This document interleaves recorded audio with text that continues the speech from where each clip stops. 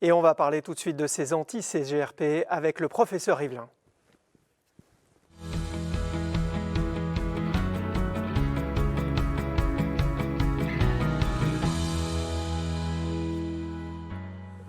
Bonjour professeur.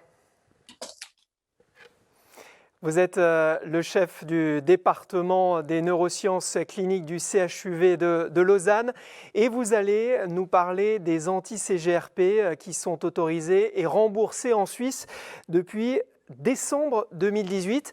Alors quelles sont vos impressions avec 2 ans et demi de recul?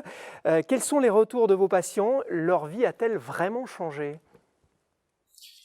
Alors, effectivement, ces traitements ont un impact très important dans la prise en charge de cette maladie depuis qu'ils sont accessibles chez nous pour les patients qui, comme l'évoquait le professeur de Schoenen, ont des migraines sévères, des migraines handicapantes.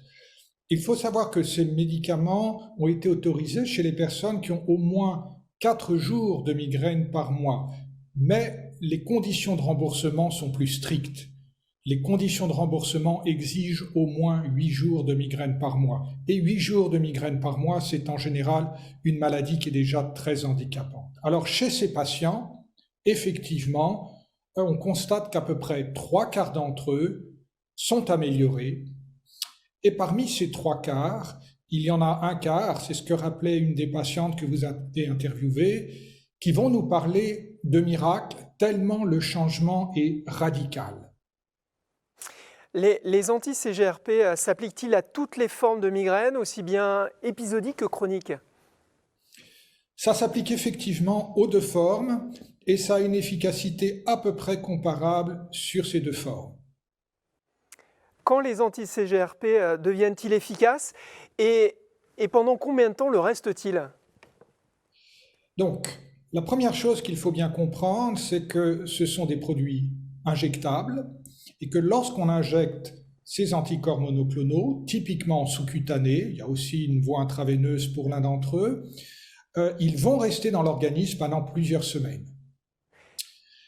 Donc on les injecte typiquement une fois par mois, pour l'un d'entre eux, une fois tous les 3 mois est une autre possibilité. Et la rapidité d'installation de l'effet thérapeutique est variable. Chez certaines personnes, ça peut être dès la première injection. Dès la première injection, vous les revoyez 3 mois plus tard, ils vous diront mes migraines se sont quasiment arrêtées du jour au lendemain. Et chez d'autres, ça va être un effet plus progressif, parfois avec la nécessité d'augmenter les doses, d'ailleurs, après 3 mois. Donc, la réponse n'est pas unanime. L'amélioration peut être immédiate, comme elle peut être différée de plusieurs jours ou de plusieurs semaines. Il y a même quelques patients qui peuvent ressentir une aggravation passagère immédiatement après l'injection, en tout cas dans les jours qui suivent, et ensuite aller beaucoup. C'est un traitement qui peut se prendre à vie? Alors, pour l'instant, on ne peut pas le dire. Le recul est insuffisant. Les études les plus anciennes ont été réalisées déjà il y a plus de 5 ans, donc il y a certains patients qui sont à plus de 5 ans de ces traitements. Ce que l'on peut dire, et par notre expérience en Suisse, on est bientôt à 3 ans, c'est que l'effet se maintient. Ça, c'est extrêmement important. Pour les patients qui sont répondeurs, ils peuvent légitimement avoir la crainte que ce miracle ne va pas se poursuivre. Eh bien si, il se poursuit, il se maintient, on peut dire que l'effet qu'on a eu après 3 mois, en général, va rester à peu près stable. Ceci étant, il y a une obligation en Suisse d'arrêter le traitement au bout d'une année pour une période qui est aujourd'hui de 2 à 3 mois. Après quoi, on peut le reprendre si les migraines ont récidivé et sont redevenues trop fréquentes. Donc, ce n'est pas réellement un traitement continu au jour d'aujourd'hui, c'est un traitement discontinu par cycle d'une année. Et je vous le dis, jusqu'à ce jour, on est maintenant pour certains patients au 3e cycle, l'effet semble se maintenir de manière inchangée. Est-ce que l'on peut craindre qu'à long terme, il y ait des complications, notamment vasculaires? C'est une hypothèse qui a été formulée, qui pour l'instant n'est étayée par aucune donnée, Mais il faut bien reconnaître que les effets néfastes des anti-inflammatoires, lorsqu'on les prend trop souvent, chez la personne âgée en particulier, que ce soit le risque cardiovasculaire ou le risque rénal, on a mis très longtemps à les découvrir. Donc, il faut rester prudent sur l'effet à très long terme. Mais y a-t-il des effets secondaires? Et si oui, lesquels? Alors ça, c'est vraiment le grand avantage de ces médicaments. Euh, Ils n'ont quasiment aucun effet secondaire. Lorsque vous regardez toutes les études publiées, les études de référence dans les plus grands journaux, on ne voit aucune différence entre le traitement et le placebo. Et c'est ce qu'on retrouve dans la vie courante. Il y a essentiellement un effet que l'on remarque avec un des produits, c'est la constipation, qui peut être gênante chez certaines personnes. Mais finalement, vous voyez, le fait qu'on se concentre sur cet effet secondaire, et c'est pas pour le minorer, mais c'est un indicateur de l'excellente tolérance générale. Pourquoi n'y a-t-il pas d'effets secondaires, contrairement à d'autres médicaments? Alors, si on compare notamment aux effets secondaires fréquents que l'on a avec des antiépileptiques notamment, mais aussi avec des anticalciques, euh, les anti-CGRP anticorps monoclonaux ne passent pas ce qu'on appelle la barrière hémato-encéphalique, celle qui sépare le cerveau du sang, et de fait, ils ne vont pas agir sur le cerveau. Beaucoup des effets secondaires gênants des produits que j'évoquais avant sont liés à leur impact sur le cerveau, les antiépileptiques en particulier. Donc effectivement, il y a d'excellentes raisons pour lesquelles les patients ne souffriraient pas de ces effets secondaires avec les anti-CGRP. Et puis il faut rappeler que les anticorps monoclonaux sont des produits très spécifiques. Ces anticorps monoclonaux, comment les administre-t-on? Donc, comme je l'évoquais, c'est un traitement injectable parce que c'est des produits qui, de la même manière qu'ils ne passent pas la barrière sans cerveau, vont avoir des difficultés à pénétrer par l'appareil digestif.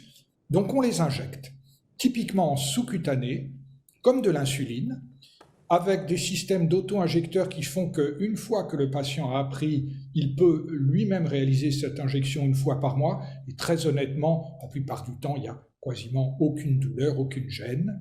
Voilà. Il y aura dans l'avenir aussi un produit qui est injectable par voie veineuse, mais pour l'instant, c'est par voie sous-cutanée. Les anti-CGRP peuvent-ils être associés à d'autres thérapies? Et si oui, comment? Alors, je dirais surtout qu'ils n'ont pas d'interaction avec les autres médicaments qu'on utilise dans la migraine ou avec les autres médicaments en général. Donc, de ce point de vue-là, il n'y a vraiment aucune limitation.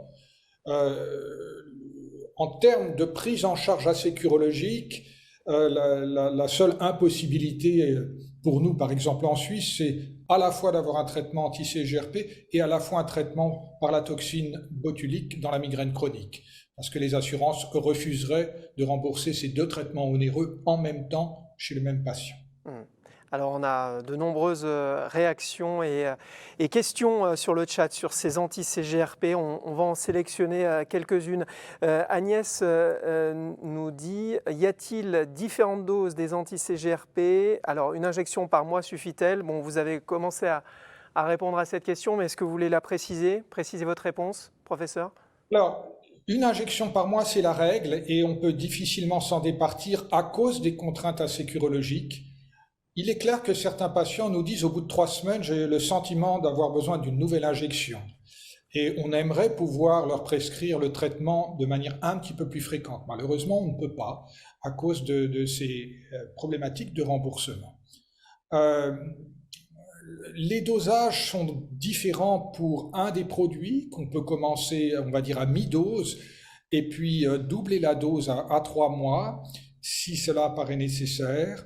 Puis il y a un autre produit qui nécessite une double dose au départ pour la première injection, puis ensuite une simple dose. Voilà. Sinon, c'est vraiment les doses qui restent toujours les mêmes. Puis vous avez évoqué la réglementation en Suisse, 1 an de traitement et puis ensuite une pause de 2 ou 3 mois. Ça nous rappelle cette question de Cécilia qui disait, peut-on utiliser l'anti-CGRP 12 mois sur 12 sans danger? Avec Donc, le recul qu'on a aujourd'hui, bien évidemment. Il faut comprendre que la logique qui a prévalu pour imposer la pause thérapeutique après un an, elle est liée d'une part au fait qu'il est classique de considérer dans la migraine qu'un traitement de fond qui fonctionne a vocation à être interrompu après un certain temps, et puis je dirais surtout pour des raisons asécurologiques et de coût. Euh, Maintenant, j'évoquais la question tout à l'heure, est-ce qu'on peut craindre des effets secondaires sur le long terme, que ce soit en cas de traitement ininterrompu sur plusieurs années ou de traitement qu'on interromprait 2 mois tous les ans? Pour l'instant, on n'a aucun effet secondaire rapporté sur le long terme, mais voilà, il faut rester prudent et seul l'avenir pourra nous le dire. Question de Ludovic, pourquoi les anti-CGRP coûtent-ils si cher? Alors, ils coûtent cher parce que ce sont des traitements modernes et que les laboratoires pharmaceutiques, lorsqu'ils mettent sur le marché des traitements nouveaux, et d'autant si ces traitements sont efficaces, eh bien, ils essayent d'en tirer, et on peut le comprendre, de leur point de vue en tout cas, les meilleurs profits possibles. Rappelons qu'aujourd'hui, il y a des médicaments qui sont mis sur le marché pour des maladies rares, des maladies très difficiles ou pour des cancers très difficiles à traiter qui peuvent atteindre le million par an par patient, voire au-delà. Hein, ici, on est à 500, 600 euros par injection multiplié par 12. Comparé à ces autres traitements que j'évoque, c'est un prix qui me semble très raisonnable et comparé aux gains pour les patients dans leur vie de tous les jours, y compris leur vie professionnelle. Je pense que c'est aussi un coût qui justifierait d'être systématiquement remboursé. Nadia nous demande, on dit que l'injection se fait mensuellement. Peut-on rapprocher les injections au cours du mois en cas de baisse d'efficacité? Là aussi, vous avez commencé à répondre à On cette l'a question. déjà évoqué. Ouais. On aimerait bien le faire chez certains patients, hein, parce qu'ils nous montrent des carnets de crise qui indiscutablement montrent que pendant 3 semaines, ça va très bien, puis la 4e semaine, ça va moins bien de manière systématique. Pour l'instant, les contraintes des assurances font qu'on n'en a pas la possibilité. Cécile nous demande, est-ce que tous les anti-CGRP sont les mêmes? Si l'on n'a pas très bien réagi à l'un, faut-il en essayer d'autres? Ils ne sont pas exactement les mêmes. Il y en a un qui bloque le récepteur et les autres qui bloquent le ligand. Et donc potentiellement, ça pourrait faire une différence. Maintenant, sur le plan clinique, il n'y a pas eu d'études qui ont formellement comparé ces produits. Et lorsqu'on regarde les études qui les ont analysés chacun de leur côté contre le placebo, on n'a pas l'impression qu'il y a de grandes différences. Donc au jour d'aujourd'hui, ils semblent être à peu près équivalents. Un d'entre eux provoque plus de constipation que les autres, mais pour le reste, en termes d'efficacité, on ne note pas de différence nette. Question d'Yves, les anti-CGRP sont-ils adaptés à des formes qui mêlent céphalée et migraine avec tendance à la chronicité? Donc les traitements sont approuvés pour la migraine épisodique et la migraine chronique. Donc par définition, la migraine chronique, plus de 15 jours par mois de céphalée depuis au moins 3 mois, et ça peut être chez des personnes qui ont mal à la tête tous les jours. Merci à vous encore de réagir et de poser vos questions. Professeur, on arrive presque au terme de notre échange. On voit bien que la recherche avance, que de nouveaux traitements apparaissent et qu'ils font naître beaucoup d'espoir chez les patients. Est-ce qu'on peut imaginer qu'un jour on guérisse de la migraine? Comment on peut guérir d'autres maladies? Alors, guérir de la migraine au sens faire disparaître toutes les caractéristiques de notre organisme qui nous prédisposent à la migraine, je ne le crois pas. En tout cas pas dans un avenir proche, parce que ça voudrait dire aussi finalement changer notre génome. Il y a une part génétique importante. Ceci étant, peut-être qu'un jour on comprendra mieux comment la migraine apparaît. Elle apparaît à des moments particuliers de la vie, notamment chez la femme, à l'adolescence. Peut-être qu'il y aurait un moyen de bloquer ce processus pour éviter qu'une personne développe une migraine par la suite. Mais voilà, pour l'instant, ce n'est pas quelque chose que l'on envisage. Donc, l'objectif des nouveaux traitements, c'est autant que faire se peut rendre la vie des personnes qui souffrent de migraines sévères, la rendre la plus normale possible. Et je crois qu'aujourd'hui, on a des armes qui permettent de le faire chez de plus en plus de patients, et ça, c'est extrêmement positif. Merci, professeur Rivlin. Merci pour ce retour d'expérience et merci d'avoir participé à ce premier sommet.